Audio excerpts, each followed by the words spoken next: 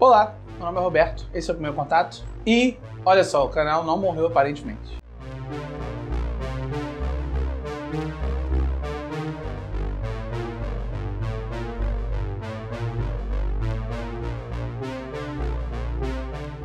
Para quem tem acompanhado o Primeiro Contato sabe que o site ainda tá rolando, os textos estão rolando lá, eu tenho colocado as críticas e tudo mais, mas 2022 foi um ano bastante movimentado, muita coisa aconteceu, eu me mudei, o meu computador tava ruim, eu tive que trocar, então assim... Então, 2022 foi o ano que eu menos assisti filme, o meu Letterboxd tá uma tristeza, mas ainda assim eu assisti bastante ficção científica, por isso que eu decidi fazer esse vídeo aqui, como eu tento fazer todos os anos. De forma geral, esse foi um ano bem positivo pro gênero. Na TV a gente teve bastante coisa legal, teve Ruptura, que foi uma estreia que todo mundo adorou, teve a última temporada de Expanse, que foi linda, todo mundo chorou, maravilhoso.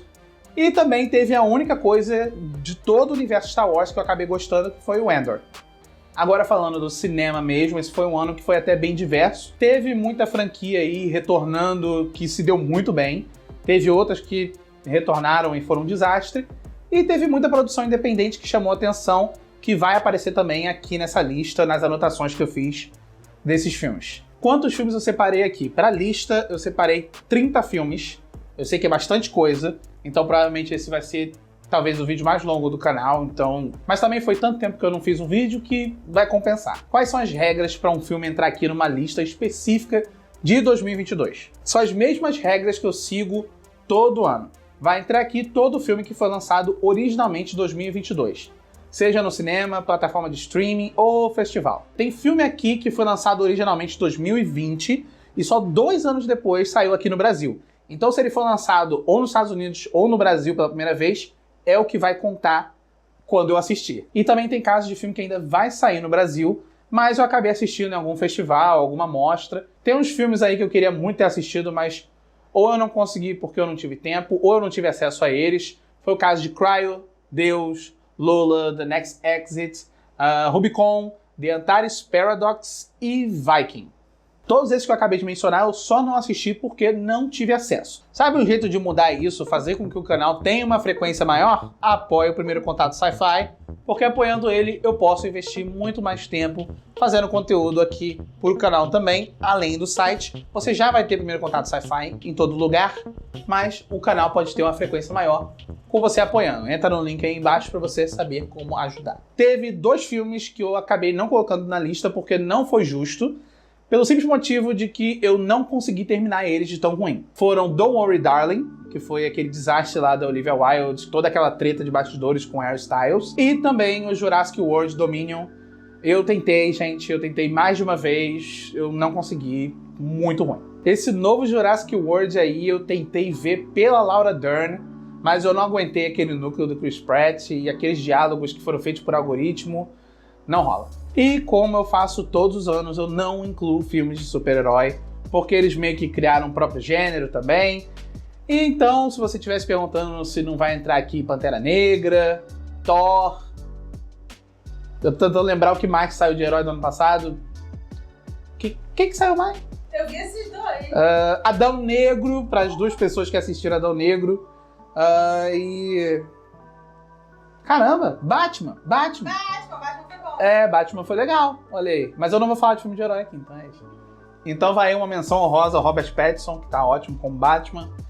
E é a única coisa que eu vou mencionar mesmo de herói aqui. Então é isso, eu já enrolei bastante, vamos começar aqui com o vídeo. Essa é a minha lista de assistidos de 2022, de pior pro melhor. São 30 filmes, algumas premissas eu tirei aqui direto do IMDb para evitar muito spoiler.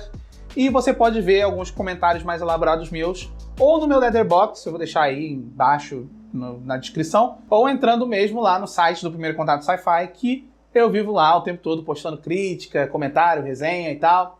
Segue lá. Em último lugar, 30º lugar, vai Gemini, o Planeta Sombrio. Esse aqui ficou em último lugar porque ele me impressionou muito com quão desastroso ele foi, né? Assim, a premissa é bem simples, né? Um filme que envolve uma missão espacial enviada para terraformar um planeta distante. No entanto, a missão encontra algo desconhecido que tem o seu próprio plano para o planeta. De começo não é só a premissa que é batida, né? Todo o resto é batido. Esse é um dos projetos mais confusos desse ano.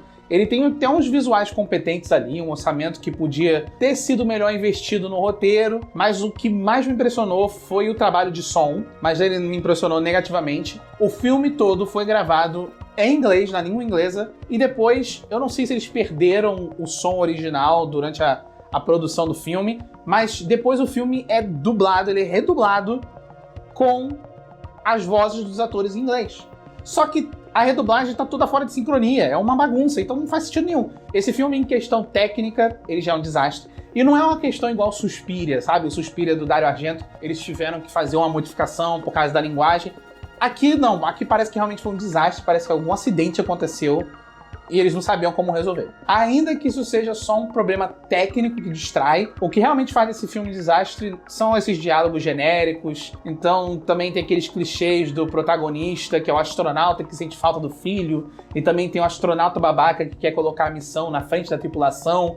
É um filme onde tá tudo errado, então, último lugar. Em 29º lugar eu coloquei o Spiderhead, que todo mundo já deve ter esquecido que ele foi lançado, saiu pela Netflix. Então tá bem fácil de vocês acharem por aí. Falando nisso, eu vou deixar nos comentários. Eu sempre gosto de deixar na descrição, nos comentários, porque às vezes o filme sai de um streamer e vai pra outro, então eu não coloco no vídeo, porque às vezes a pessoa vê no vídeo, não tá mais naquele streaming que eu falei. Sobre Spiderhead. No futuro próximo está sendo oferecido aos prisioneiros a oportunidade deles se submeterem a experimentos que podem encurtar as suas penas. Um dos sujeitos é injetado com uma droga que gera sentimentos de amor e começa a questionar as suas emoções. A primeira coisa muito estranha desse filme é que esse filme é do mesmo diretor do Top Gun Maverick, então eu não sei se esse filme foi só para ele pagar a renovação da cozinha, ou se foi um daqueles casos onde ele tinha um projeto obrigatório que ele tinha que fazer, só que ele ficou sem vontade. Esse é um daqueles filmes onde nada funciona, o enredo é confuso, você não sabe muito bem o que está acontecendo ali, e não a questão dele ser complexo, é questão dele simplesmente ser uma bagunça. O único destaque nesse caso aqui vai para a atuação do Chris Hemsworth, que geralmente eu acho um ator ok, de comédia. Quando ele faz comédia ele é bom, mas aqui ele tá fazendo um bom drama, então ok. Parabéns. Parabéns. Em 28º lugar, talvez o filme que eu tenha escrito menos coisas, porque eu já falei muito dele, que é o Lightyear. Assim que esse filme foi anunciado, eu já imaginei que ele podia ser um desastre, porque ele tinha muito cara de ser aqueles filmes, tipo aquele Star Wars Solo, aquela história de origem do Han Solo, onde na verdade aquilo não foi um filme, eles pegaram simplesmente tudo que o personagem menciona nos filmes de Star Wars, e aí eles pegaram e transformaram cada coisa que ele menciona numa cena desse filme. Então, ele menciona uma corrida no local tal, vamos fazer essa cena. Ele menciona que ele conheceu pessoa X, vamos colocar pessoa X. É aquele tipo de filme que não precisa existir, e se você não assistir, meio que todas as coisas que estão ali, você já sabe. Ele é uma perda de tempo, a única coisa que é interessante é o gatinho robô, que é bem divertido, eu não lembro nem o nome. O Socks, exatamente. Então, assim, eu tô tentando lembrar desse filme. Eu desafio a maioria das pessoas, a não ser que você seja muito fã de Lightyear, a lembrar o nome dos outros atores que são os companheiros do Buzz na missão, lá, os coadjuvantes deles. Quais são os nomes deles? Não sei. Exatamente. É uma perda de tempo, ele foi feito por encomenda, não tem um pingo de coração. Ele só não ficou por último na lista porque a equipe de animação se esforçou nos visuais, mas quem escreveu isso aqui parece ter feito em cima da hora mesmo.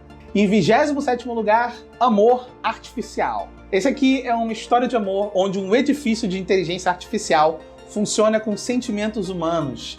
Devido a uma falha no software, ele se apaixona por uma garota, foge do prédio no corpo de um homem e tenta ganhar o seu afeto. Esse é um filme que até tem um elenco carismático, mas eles estão nos papéis assim completamente caricatos, e não é o caricato divertido, porque o filme todo acha que é super engraçado, ele tenta fazer comédia, mas é uma comédia completamente perde o timing, não tem ritmo nenhum. O enredo e a direção são completamente batidos, mas pelo menos tem uma música muito boa. Sinceramente, se ele fosse realmente feito por uma inteligência artificial, acho que seria, no mínimo, intrigante. Em 26º lugar, o Projeto Adam. Um piloto viaja no tempo e junta-se ao seu eu mais jovem e ao seu falecido pai, para chegar a um acordo com seu passado e salvar o futuro. Eu também não tenho muito a dizer sobre esse filme aqui, infelizmente. Ele é mais um daqueles projetos em que tem a dupla Sean Levy e Ryan Reynolds, onde os dois simplesmente não se esforçam o suficiente, porque o Sean Levy, ele é um diretor ok, e Ryan Reynolds é um ator carismático, que não precisa tentar tanto. Então assim, o Sean Levy se aproveita do Ryan Reynolds e o Ryan Reynolds se aproveita que ele não tem que se esforçar muito. É mais um filme onde os dois usam isso de muleta e nada funciona.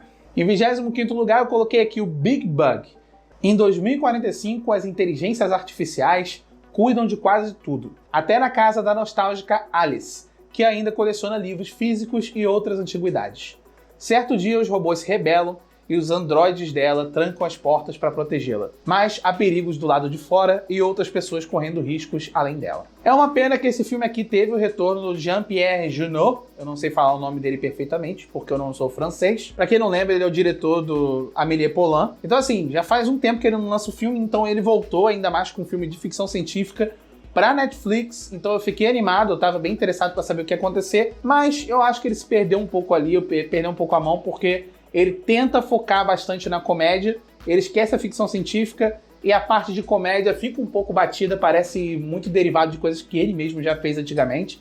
Então acaba sendo um filme meio perdido ali na filmografia dele. Em 24º lugar eu coloquei aqui Cosmic Dawn. Quando era criança, a Aurora passou pelo trauma de ver a sua mãe ser abduzida e nunca mais retornar. Isso faz com que ela se una a um culto chamado Aurora Cósmica, que é o nome do filme, né, Cosmic Dawn, que procura uma comunicação com vida alienígena. Mas agora que ela saiu do culto, a jovem é forçada a confrontar o seu passado e buscar a verdade. Esse filme tem alguns ótimos momentos assim de construção atmosférica, e ele até se arrisca bastante na montagem, ele tem ali umas transições, um efeito sonoro que eu acho que muita gente vai odiar, mas eu acabei gostando, eu acho que combinou com o filme, combinou com a pegada que ele tá tentando passar. Ainda mais que uma coisa que ajuda muito a fortalecer a ambientação é a trilha sonora, principalmente porque tem uma música original ali da banda MGMT. Isso foi bem interessante. O elenco também é bom, mas o problema é que o enredo parece que não vai a lugar nenhum, e é um daqueles filmes que poderia muito bem ser resumido num curta. Uma outra coisa que eu achei muito estranha desse filme é que ele parecia que estava mirando muito ali no estilo de direção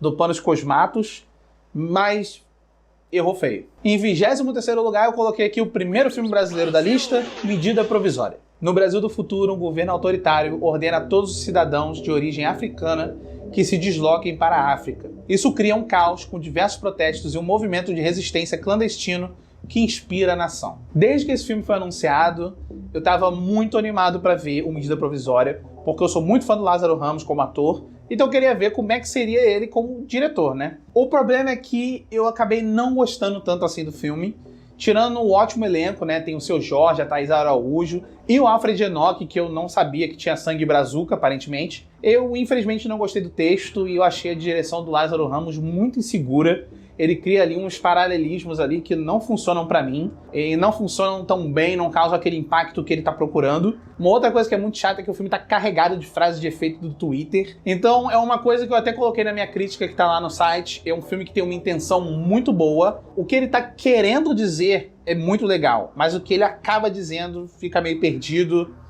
fica meio confuso. Em 22º lugar, um outro filme nacional que é Carro Rei. O jovem Uno tem a habilidade de conversar com carros desde a infância. E depois de uma lei proibir o uso de carros muito antigos e afetar a companhia de táxi do seu pai, ele decide transformar o carro da família em uma nova máquina chamada Carro Rei. Um carro inteligente, mas também com intenções próprias perigosas. Esse aqui é um outro filme nacional na lista, ele tem muito que apreciar, ainda mais na primeira metade, onde você encontra aquela construção de tensão. Ele é bem calmo, ele é bem feito, ele tem ótimos visuais, a trilha sonora funciona muito bem, e tem o Matheus Nastergaile no auge, assim, é uma das melhores atuações dele, além de ser uma crítica que eu achei bem mais válida e promissora. Eu sei que não devia estar comparando, mas enquanto Medida Provisória, ele tenta fazer a crítica dele e eu sinto que ele se perde um pouco. Eu acho que o Carro Rei consegue fazer a crítica dele com mais sucesso, ainda que na segunda metade ele martele um pouco ali na cabeça, fica um pouco óbvio. Então, é tipo o caso do Cosmic Dawn. Eu acho que o Carro Rei poderia ter sido um curta-metragem, talvez, porque nos primeiros ali 20 minutos, meia hora, você já sabe toda a intenção do filme, tudo que ele quer dizer. Você ainda fica ali pelas coisas que eu mencionei, né? O elenco, o Matheus Nastergaile tá muito bom, a música também tá boa, a direção é competente. Em 21º lugar, Nossos Sonhos de Marte. Primeiro eu vou mencionar aqui o nome original do filme, que é Moonshot, Lua, e o nome em português é Nossos Sonhos de Marte. Sendo que no filme ele vai eu nem lembro mais se ele vai pra Lua ou pra Marte. Ele vai pra Marte. Então o nome... Exatamente, o nome do filme em inglês não faz sentido nenhum. Vamos pra premissa. Em um futuro onde a humanidade foi capaz de colonizar Marte, o Walt tenta de tudo para ser escolhido por uma grande empresa para visitar o planeta e provar o seu valor. Mas ele não tem dinheiro e também não tem talento, então todas as inscrições que ele manda para o projeto espacial são rejeitadas. Até que um dia ele encontra uma brecha que faz com que ele vá para o planeta vermelho. Esse é um daqueles filmes que pode ser um pouco repetitivo ali, ele tem aquele formato mais jovem, adolescente, meio bobão. Tem ali o Cole Sprouse. É o Cole Sprouse ou o Dylan Sprouse? É um dos dois. Então, assim, esse é um filme que ele não tem sucesso em todos os departamentos. Mas, assim, pra ser bem honesto, eu achei ele bem divertido. O elenco foi bem acertado, né? Tem uns... como eu falei, eu não lembro qual do Zack Code tá no filme, mas ele tá lá. E também tem aquela menina lá que eu esqueci da Netflix. A menina do Para Todos os Garotos que eu já amei. Desculpa, gente. Eu tô booming, eu tô ficando boomer. How do you do, fellow kids? Eu não lembro o nome das pessoas desse elenco. Eu não sigo muito a carreira deles. Mas, assim, achei bem divertido. Então, tem na HBO. Aí tem uma reviravolta que é legal. Eu não esperava. Agora que a gente passou ali da categoria do 30 pro 20, agora a gente vai pros filmes assim, que eu gostei um pouquinho mais, mas eu não achei que mereceram ali o top 10. Em 20º lugar eu coloquei A Última Cidade. João, ao lado do seu cavalo e companheiro Tariel, chegam na cidade grande para enfrentar o responsável por tomar a terra deles e acabar com a sua família. Esse aqui é mais um filme nacional bem interessante. Ele mescla ali ficção científica com faroeste, ele tem uma abordagem documental, uma narrativa meio Don Quixote. De todos os filmes que eu mencionei até agora, eu acho que ele é o que melhor consegue transmitir a mensagem que ele tá querendo passar, a crítica dele também. Funciona e dá pra você assistir ele do início ao fim, sem se sentir cansado. O elenco também é muito bom. Então, Última Cidade, vale a pena. Em 19º lugar, eu coloquei aqui After Blue, que eu acho que é o filme mais bizarro dessa lista. Ou o segundo mais bizarro, porque daqui a pouco vai ver um tão bizarro quanto. Distante da Terra, provavelmente depois da sua destruição, temos um planeta alienígena distópico que serve de colônia apenas para os humanos dotados de ovário. Ou seja, quem não possui um ovário morre logo após o parto. É nesse cenário que conhecemos a criminosa Katarzyna Buzowska, eu não sei falar esse nome, mais conhecida como Kate Bush, que não tem nenhuma relação com a cantora. Então essa criminosa ela é enterrada em um deserto rosa pela polícia espacial, até que um dia ela é libertada pela jovem Roxy. Como punição, a Roxy e a sua mãe recebem a ordem de caçar e exterminar a Bush para evitar que a criminosa cause ainda mais destruição no planeta chamado After Blue. Esse é um outro filme também que tem uma mescla ali de vários gêneros. Ele tem ficção científica, fantasia, faroeste. Ele é um dos mais originais dessa lista. Ele é um cinema mais experimental, principalmente ali no apelo estético. Ele se destaca muito na forma que ele tenta reproduzir aquele visual do cinema mais independente, dos anos 70, ali, começo de 80. Ele tem uns cenários que são claramente artificiais, mas eu acho que isso combina muito com o filme, isso casa muito com a ambientação que ele tenta trazer, o tom que ele tenta trazer, porque ao contrário do Amor Artificial, esse é um filme que ele sabe que ele tá sendo caricato.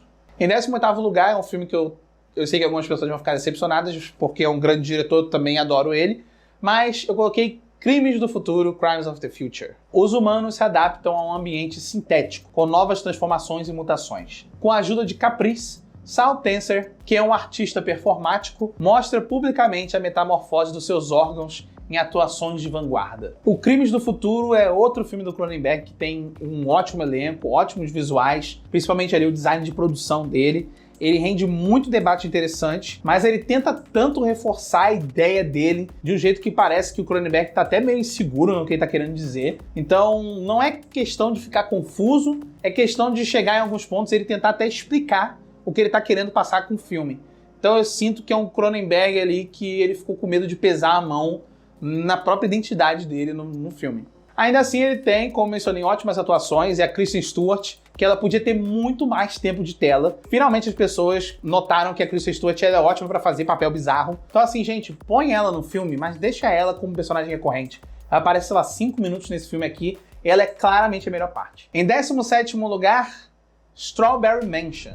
Adoro esse nome. Mantendo aqui aquela sequência de filme mais abstrato, igual After Blue, o Strawberry Mansion é uma produção independente sobre um futuro não tão distante, onde o governo consegue criar imposto até nos sonhos da população, o que cria uma nova profissão como a do James Preble, um auditor da Receita que precisa coletar informações sobre os sonhos de uma mulher chamada Arabella, uma artista excêntrica que vai dificultar o trabalho dele e fazer com que ele questione tudo o que ele acredita. Esse é um filme que me causou muito sentimento conflitante porque, assim, ele é muito criativo visualmente, ele é cheio de ideias absurdas, o tipo de filme que eu adoro. O enredo até tem uns momentos previsíveis assim, mas a gente consegue perdoar, ele tenta fazer uma crítica ali ao consumismo, que você entende assim nos primeiros 2 minutos que tem um personagem com um balde que tenta copiar ali o KFC. Então você fica, entendi a mensagem. Então isso tira um pouco do charme de alguns momentos do filme. Esse é aquele típico filme que é uma delícia visual, mas ele peca toda vez que ele abre a boca, você quer que ele calhe a boca de novo.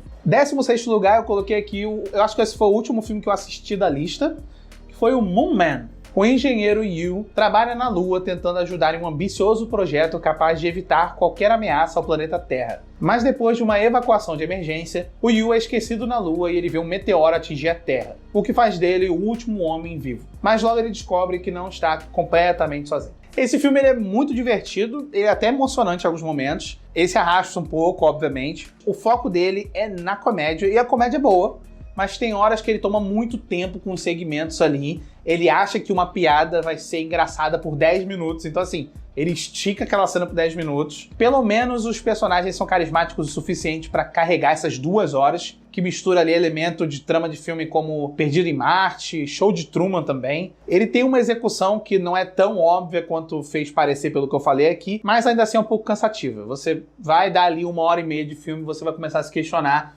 se já não devia ter acabado. Em 15º lugar, Significant Other. De todos os filmes aqui da lista, esse é o que eu mais vou tentar evitar dar spoiler, mas ele segue um jovem casal que faz uma viagem remota e enfrenta eventos sinistros que os levam a perceber que tudo sobre o lugar não é como parece. Esse é um filme que tinha tudo para dar certo, desde a trama misteriosa. Ele tem uma ótima surpresa ali, uma reviravoltazinha. Ele também tem uma queridinha cult no elenco, que é a Maika Monroe. Antes de assistir o filme, eu fiquei muito curioso para saber onde que entrava o elemento de ficção científica, em que momento que a história ia virar um filme de ficção científica. Então, não precisa se preocupar, nos primeiros 10 segundos ele já mostra por que ele é um filme de ficção científica. Eu não posso ainda assim contar muito, porque a primeira parte ali, onde ele tenta mais construir a tensão, funciona muito bem. Eu acho que é onde o filme tem sucesso. Os atores principais, eles estão muito bem nessa parte, a direção. O problema é que quando chega na segunda parte, o filme descamba ali para uma outra coisa completamente diferente. Ainda assim, tirando essa coisa aí do diretor ficar meio perdido na ficção científica, questão técnica, de elenco, e assim, os diálogos são bem feitos, então, no geral, ele é um filme bem feito, para quem não tem muito costume, assim, de ver tantos filmes de ficção científica. Mas se você já é uma pessoa que gosta muito de assistir filme do gênero, você vai achar ele mais batido. Em 14º lugar, eu coloquei a primeira animação aqui da lista, Mundo Estranho. Não, você já falou de Lightyear. Pra tu ver como eu não lembro de Lightyear. Lightyear é um live action, não é uma animação. Verdade. Dessa vez, é da Disney, não é da Pixar. Os lendários Clades são uma família de exploradores cujas diferenças ameaçam derrubar a sua última e mais crucial missão. Eu gostei muito mais desse filme do que a maioria. É claro que muita gente simplesmente julgou esse filme por ser homofóbico, porque tem um personagem que ele é queer, então já jogou o filme inteiro por isso. Ele não teve um marketing tão grande quanto Encanto, mas eu acabei gostando de Mundo Estranho porque ele segue uma vibe mais voltada pra ficção pulp, uma coisa clássica ali, até as transições. Ele tem aquelas transições em swipe ali, que eu acho brega, mas eu adoro coisa brega. Se você tava esperando um filme de ficção científica um pouco mais, que ele tentasse ser mais rebuscado, uma coisa mais puxada ali para mais intelectual, eu acho que não funcionaria. Eu acho que ele funciona muito mais porque ele foca no núcleo familiar. E a parte de ficção científica é a parte de exploração, uma coisa mais Jules Verne ali, uma coisa mais Asimov no começo da carreira. Eu achei muito divertido. Por isso que ele merece aqui a posição de 14º lugar. Em 13º lugar, um filme que quase não entrou na lista, porque fica ali um debate ainda se ele é ficção científica ou não.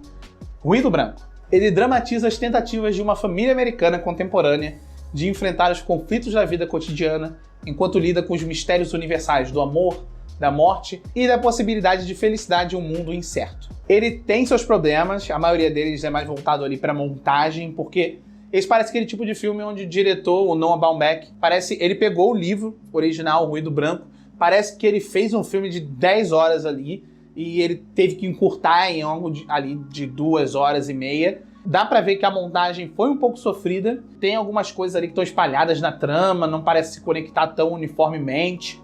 Mas eu admito que eu adorei. Eu gostei muito da forma que ele é absurdo, ele é cômico. E o Adam Driver tá impecável. Eu adoro quando ele faz um personagem mais humorístico. Então, tem quem não acredite também que esse filme seja ficção científica, mas ele tem elementos aqui, alguns que eu não posso dizer, mas outros que são mais óbvios, como o vazamento químico, toda a paranoia que dá um teor quase de horror cósmico, algumas cenas ali. Então, é um filme que eu gostei bastante. Ele também tá na Netflix. Eu sei que muita gente não vai gostar porque ele é bem específico, o humor dele. O Noah Baumbach, ele é um diretor que ele geralmente faz filmes mais independentes, então aqui ele pegou, eu acho que é o filme com o maior orçamento da carreira dele. Então eu sei que muita gente não vai gostar, mas é do meu gosto. Em 12º lugar eu coloquei aqui Vesper. Após o colapso do ecossistema da Terra, Vesper luta para sobreviver com seu pai paralisado. Mas ele conhece uma mulher com um segredo e será forçado a usar a sua inteligência e habilidades de biohacking para ter um futuro. Esse aqui segue a mesma linha de uns filmes independentes que eu gosto muito, tipo Prospect, que é o... Como é que é o nome em português? Riqueza Tóxica, alguma coisa assim. Eu não lembro o nome, mas é Prospect, eu vou botar o pôster aqui. Ele também lembra outros filmes como Colony, que estava aqui na lista do ano passado. Isso porque ele é uma ficção científica independente, com um enredo que é bem fácil de acompanhar. E isso funciona bastante no filme porque é um universo complexo, bem construído, ele tem muitas regras. Funciona muito bem pro filme, ele tem uma trama mais direta ao ponto, personagens que são carismáticos. Ele tem ali suas regras, mas ele não perde muito tempo estabelecendo muito conceito. E a maioria deles é bem clara, porque ele sempre vem ali através de uma interação entre os personagens e o desenvolvimento da trama. Esse aqui tem tudo que eu gosto, é um filme pequeno, independente, com um trabalho de produção muito bem feito, tem biotecnologia, um bom elenco, boa música, boa direção, ele é bom em tudo, bem competente. Então, merece aqui, talvez eu devesse ter colocado ele até um pouquinho mais acima na lista, sinceramente. Em 11º lugar eu coloquei o bizarro Alienoid. Esse aqui ele é meio confuso de explicar, então a maior parte aqui eu vou ter que ler. Eu também vou ter que assistir ele mais de uma vez para ver se eu consigo entender tudo que ele apresenta. Principalmente porque ele vai ter uma continuação e a premissa é bem bizarra. Ele tem essa divisão entre linhas temporais e ele foca em personagens de épocas diferentes. Desde uma dinastia coreana até o ano de 2022, em que alienígenas conseguem capturar criminosos e prendê-los em corpos humanos. Espero que tenha feito sentido, porque se eu falar um pouco mais eu vou dar spoiler. Ainda que ele seja bem longo, ele é um filme bem longo, a experiência final é um épico que podia dar muito errado com essa mistura de gênero. Ele é, assim, uma bagunça de fantasia, ficção científica, ação, comédia. Tudo que você pensar tem nesse filme. Felizmente, na maior parte, ele consegue misturar tudo e fazer funcionar. E ele mantém bastante a atenção do espectador com esses personagens que são bem carismáticos. Ele também tem uns efeitos visuais ali que são competentes. Dá pra ver que o filme tem um orçamento gigantesco. Óbvio que nem todas as partes são perfeitas, principalmente quando envolvem robôs lutando. Falei, esse filme é uma bagunça. Tem robô, tem tudo, tem samurai, é uma loucura. Mas, no geral, esse aqui foi uma ótima surpresa. E é uma pena que a gente vai ter que esperar pra ver a conclusão, porque eu só pude descobrir que esse filme tem uma continuação no final, porque ele termina com um baita gancho. Alienoid foi uma baita surpresa. Finalmente chegamos ao top 10. Em 10º lugar é um filme que eu vou falar bem pouco aqui, porque ele é um filme curto, ele é bem simples também. Brian e Charles. Depois de um inverno rigoroso, Brian entra em uma profunda depressão. Completamente isolado e sem ninguém para conversar, o Brian constrói um robô chamado Charles, mas ele precisa escondê-lo dos vizinhos e possíveis ameaças que podem acabar com a amizade dos dois. De todos aqui da lista, esse é o que tem a trama mais simples, é basicamente esses dois amigos conversando. É uma comédia, a parte de ficção científica é bem pano de fundo. Você não vai ver aqui uma ficção científica que faz sentido. A ficção científica é usada como um elemento cômico. É meio uma pegada ali, Guia do Mochileiro das Galáxias, só que muito mais centrado nessa vilazinha pequena, onde mora o Brian e o robô. Mas é exatamente isso que faz o filme funcionar, porque essa simplicidade da trama é o que fortalece a comédia. Ele é um filme que é bem mais inteligente do que ele parece, porque muito é transmitido mais pelos diálogos. As piadas e tudo que ele faz ali, ele traz uma trama que, além da superfície, ele fala muito sobre depressão também. É um filme bem charmoso, cheio de coração, dá vontade de assistir muito mais horas dele. Sinceramente, se ele fosse uma série com 10 episódios ali de meia hora, eu assistiria. Brian Charles merece muito 10º lugar, porque é simples, não precisa de uma coisa complexa. Às vezes, o básico ali, o feijão com arroz, funciona melhor do que qualquer outra coisa. Em 9º lugar, Something in the Dirt.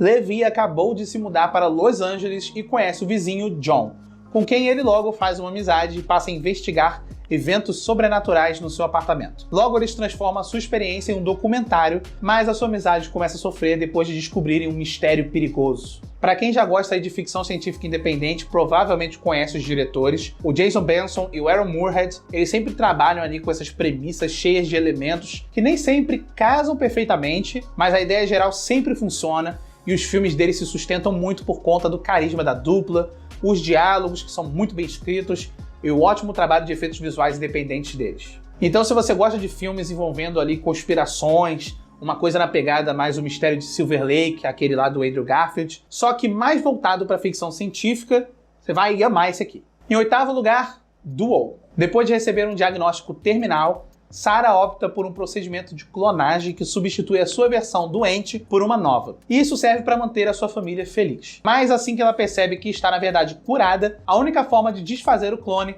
é derrotá-lo em um duelo televisionado até a morte. A premissa é bizarra, ela é ridícula, xoxa, capenga, manca, anêmica, frágil e é tosca, e é exatamente isso que o filme tá procurando. Felizmente, eu comecei a assistir ele sem pesquisar muito além da premissa ali, além de saber que tinha também a Karen Gillan, o Aaron Paul também, do Breaking Bad. Então eu tive uma grata surpresa quando eu notei que a premissa do filme não ia ser abordada de uma forma séria e pretensiosa. Ele tem um tom muito mais cômico e um humor seco do Riley Stearns, que é um diretor que me conquistou muito com o filme The Art of Self-Defense, do Jesse Eisenberg. Eu amei esse filme. E aqui ele acerta no tom mais uma vez. A única coisa que evitou que ele ficasse um pouquinho mais acima na lista é que tem uns segmentos que são muito bons, claramente as melhores partes do filme, que são bem curtas e poderiam ser esticadas, e as outras partes que não são tão evidentes assim, acabam recebendo destaque que não precisavam. Em sétimo lugar,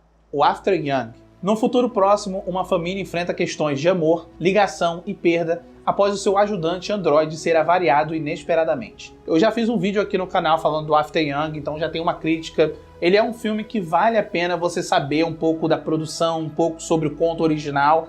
Então eu indico depois você assistir esse vídeo, mas ele também é outra surpresa positiva de um diretor que eu gosto bastante, que é o Kogonada. E ele com certeza vai continuar na minha lista de pessoas para seguir a carreira. É uma obra delicada, ele é mais voltado para uma experiência mais introspectiva. E tem outra ótima atuação do Colin Farrell, que 2022 foi o ano do Colin Farrell. Em sexto lugar, O Predador, A Caçada. Aqui temos a origem do Predador no mundo da nação Comanche, há 300 anos. Naru é uma guerreira hábil e luta para proteger a sua tribo contra um dos primeiros predadores altamente evoluídos. Eu já tinha uma alta expectativa para esse filme. Quando eu vi o trailer eu fiquei muito animado. Eu adoro a atriz, a Amber Midthunder, que fez o Legion. Também gosto muito do diretor que fez o Rua Cloverfield 10. Então essa combinação ali já me chamou a atenção, mas eu não esperava que eu fosse gostar tanto desse filme. Eu amei a ambientação. Ele tem uma abordagem mais lenta, introspectiva em algumas cenas. É algo que eu considero essencial no filme do Predador, principalmente nessa forma como a tensão escala com calma. Os personagens são bem apresentados, bem desenvolvidos, a direção é excelente, a música fortalece a tensão. Talvez esse seja o meu filme favorito da franquia do Predador. Quinto lugar, finalmente chegamos no top 5, Mad God. Um explorador desce no meio de uma cidade em ruínas e um assassino emerge dela para explorar um labirinto de paisagens estranhas, habitadas por criaturas e monstros diversos. O filme é dirigido pelo Phil Tippett, que é muito mais conhecido por trabalhar com efeitos visuais. Então, assim, ele já fez filmes como Star Wars, Indiana Jones, Tropas Estelares, mas o seu projeto dos sonhos sempre foi esse stop motion sombrio, sangrento, escatológico, bizarro, surreal, experimental, completamente insano. Ele é perturbador, é uma obra curta, tem ali, acho que talvez menos de 1h30, mas ainda assim ele não perde tempo e é frenético, o tempo todo ele tá tendo violência, ação. Considerando que esse é um stop motion independente, a escala dele me impressionou a ponto de eu considerar esse filme uma obra-prima. Quarto lugar, Neptune Frost. Um grupo de mineradores foge da escravidão e forma um coletivo hacker anticolonialista. Assim, eles tentam enfrentar o regime autoritário da região e retomar os recursos naturais da sua terra. Eu admito que, por eu amar musicais e ficção científica, essa obra tem uma certa vantagem nessa lista. Independente disso, além do formato, é impressionante como eles conseguem fazer um longa de protesto numa forma que outras obras, como o próprio Carro Rei, tentou e não conseguiu. O longa sabe explorar a crítica que constrói e aproveita esses temas que foram levantados em conjunto com a narrativa de ficção científica. É uma obra que funciona porque todos os elementos possuem igual peso. O drama é envolvente, as músicas são ótimas, seguem essa pegada mais eletrônica e industrial do Saul Williams, que é um dos diretores e é um músico que eu adoro. A direção de arte é um espetáculo à parte. O enredo traz uma mensagem bem forte anti-imperialista, combinada com uma narrativa de ficção científica muito bem articulada. Belíssimo filme, mereceu aqui o 4º lugar. Em 3º lugar, vocês já devem ter ideia aí dos 3 filmes que vão estar aqui, mas é aquilo, né?